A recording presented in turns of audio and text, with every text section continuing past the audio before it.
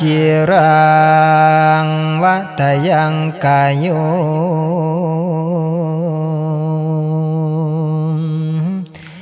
ฟังสากลอย่าเฝ้าโยโอนี่แม่นพระคาถาเป็นขององค์พระสัมมาเทศนาสอนไว้อาตมาสิได้ไขหัวข้อคติธรรมประจำโลกผู้มีโศกสิได้พอได้ฟังขอบอนแสดงผู้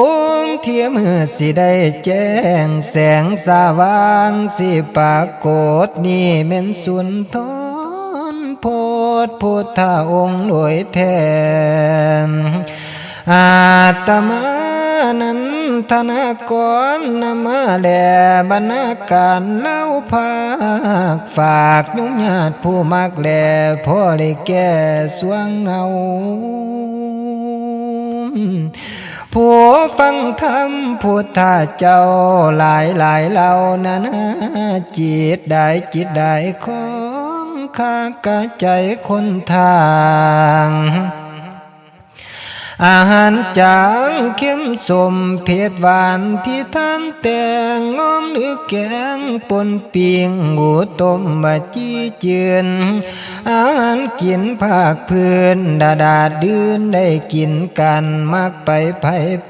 มันหักต่างกันไปคูณเสียนล้างคนกินเผ็ดใดพองกินเค็มกับโพดต่างวางว่าจางจืดสมขมเปรี้ยวหักต่างกันการฟังเทศมือนี้นั้นก็คือดังโดยเหมือนบางคนเหมือนเสียงยาวได้กล่าวเตือนติสามว่าคือลำคือลองผิดทำนองพุทโธวาดประมาทพระผู้เทศจ้อยสิพ้อยได้บาปได้เวียนนักธรรมะจะต้องเว้นนั่นเว้นบาปอาฆาติการตำหนิสิเป็นกรรมกิเลสในใจแป้วบ่แม่นแนวสิทำให้จิตใจแจ้งกระจ่างให้ทำตามโนแต่เขาบุหันเท่าว่าเก่าหลังคือว่าตั้งแต่ครั้งสมัยก่อนตอนโกกม้วนพระสงฆ์สาวกประกาศธรรมเพื่อเผยแผ่จุดประสงค์เพื่อหวังแก้ทิฏฐิคุ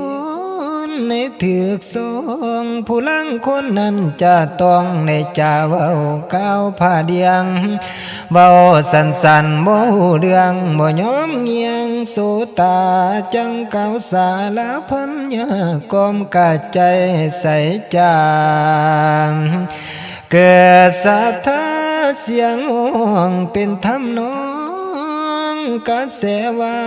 ได้สามารถอ่านขอได้เห็นพ่อนั้นหอมของผู้เฒ่า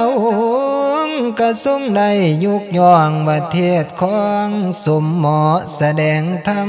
ได้ไพเราะก็มากงที่ทรงย่องบ่ผิดของนกเทศแลแล้วเฮาได้ออกเอ่ยสิผิดแน่ตั้งแต่เตยจังเคยพอบ่คอยสวยโปรดสาละกิเลสตัวนี้ด้วยอย่าทวงทักหักหานโปรดสงสารจิตคุณเปื้อนเขาให้เศร้าเหี่ยงการเทศเสียงคือแจ้งขอคติธรรมตันกาวะเย้าเพื่อให้ซึ้งถึงใจท่านผู้มักเสียงคอยฟังไปสิหูเดืองขอเพียงงานวิจารณ์ตามกะสิเห็นความงามภาคคาถาธรรมสอนเป็นคำก่อนเล่าเมืองบรรณาการลานคาเทศนาโนนาง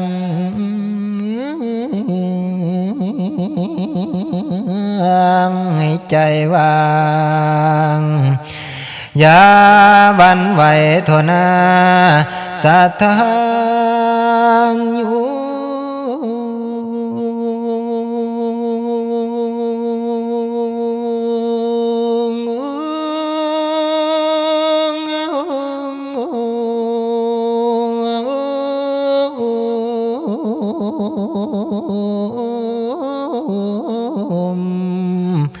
นอนเอาละเศร้าพักไว้ประกาศอันแถลงการฟังวิจารณ์สุภาษิตที่ยกมาจากอาตมาและวังไว้ตนเป็นคำก่อนเอื้อนหูว่าอาจิรังวัตยังกายโยแปลว่ากายบ่อยู่ยังยืนมันแต่ยังใดปัทวิงอธิเศษสติแม้นจังใดจะต้องได้สินอนทับทุ่มดินสุดโทอเปตาวิญญาณู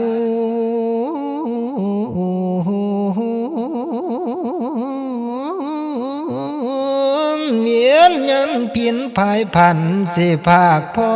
ยไล่ลางนิรัตถังวะคาลิงคาลังหัวปะมังคนไม่สิผูพังไงประโยชน์โปรดบะบ่เที่ยงมันสิหันเปลี่ยนว่าเปลี่ยนแปลงนี่ละเป็นแก่นแท้ธรรมศาสตร์สังขารอยู่มือ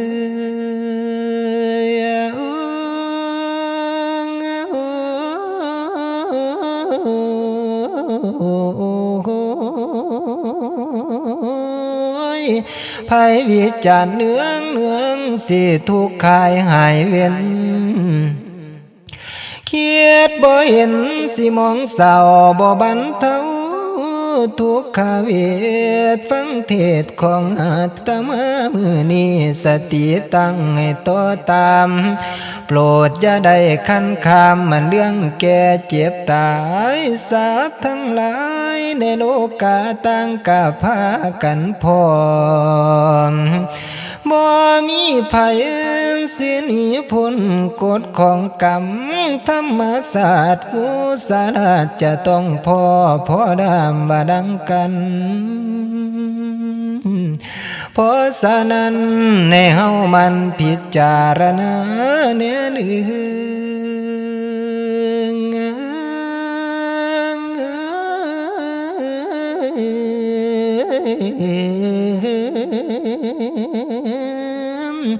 ถึงกาย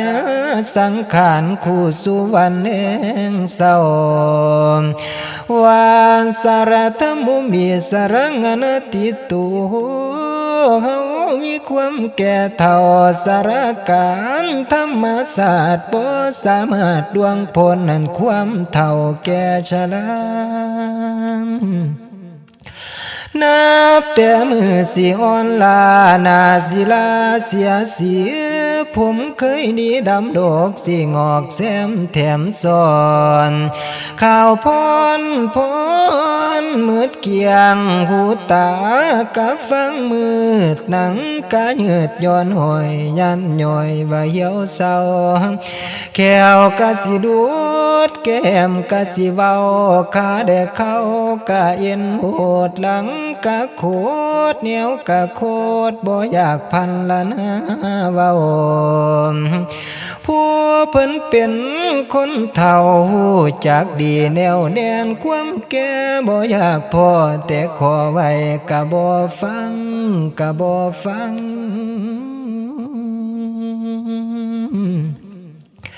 พญาติธรรมุมีพญาติงอนัตติโตพญาติกะบ่ตังคือไข้ป่วยเจ็บเป็นภัยก็เห็นพันภพคู่สุวรรณบ่มีเวรโลกเจ็บเอ็นเจ็บท้องเจ็บขาและปวดเข่าโลกเบาหวานโลกเก่าเจ็บท้องปวดฟัน โลกนี้นี่นั่นมันนักเกิดมีมาเป็นของธรรมดามอนนี้ไปพ้นมีหรือจนสวยหรือเก๋ผู้ใดเด้โลกสิจงโอ้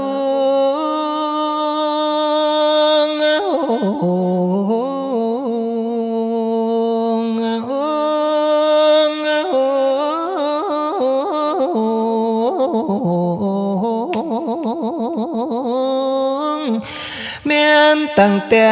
พระสงฆ์สามณินกะบ่เว้นสิเห็นพอนั้นพบพา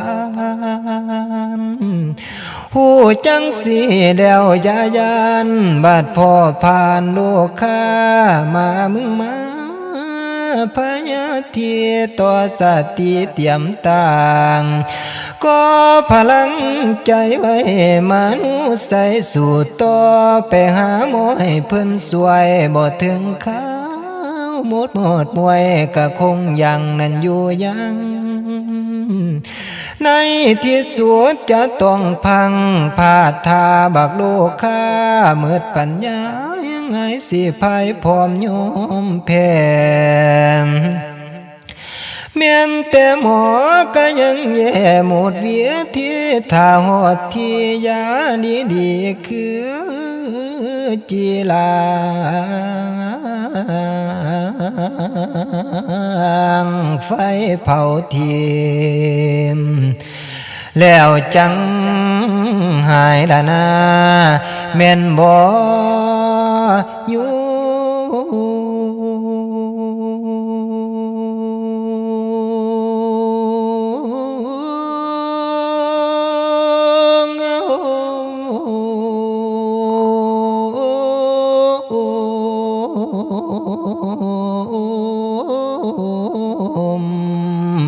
นอ